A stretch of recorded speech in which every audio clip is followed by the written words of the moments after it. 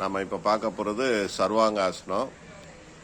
சர்வ அங்க ஆசனம். உடம்புக்கு ஒரு டோட்டலாக ஒரு ஆசனாசர் அப்படி இருக்குன்னு சொன்னால் இந்த சர்வாங்க ஆசனாசம் செஞ்சால் பலவிதமான நன்மைகள் ஏற்படுது. இதை எப்படி செய்யலான்னு பார்க்கலாம். விரிப்பில் இது மாதிரி படுத்துக்கலாம். படுத்துட்டு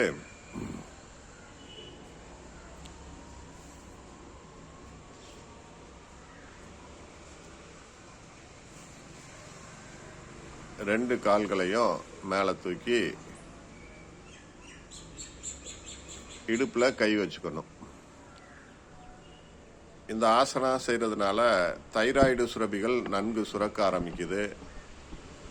அது இல்லாமல் மூளைக்கு நல்ல ரத்த ஓட்டங்கள் போகுது, ஞாபக சக்தி அதிகப்படுத்துது. அதே மாதிரி நல்ல தூக்க நிலை ஏற்படும். இந்த ஆசனாசம் செஞ்சால் ஆரோக்கியம் மேம்படும். வெரிகோஸுக்கு இந்த ஆசனாசத்தை ரொம்ப ஒரு நல்ல ஆசனா. அதே மாதிரி குடல் இறக்கத்துக்கு இந்த ஆசனாஸ் ஒரு பெரிய நல்ல வரப்பிரசாதம். இந்த ஆசனாசத்தை செஞ்சு அனைவரும் நலம் பெறலாம். நன்றி, வணக்கம். கழுத்து வலி இருக்கிறவங்க, கழுத்தில் சம்பந்தப்பட்ட எந்த ஒரு நோய் இருக்கவங்களோ, ரத்த கொதிப்பு இருக்கிறவங்களோ இந்த ஆசனங்களை செய்யக்கூடாது. வணக்கம்.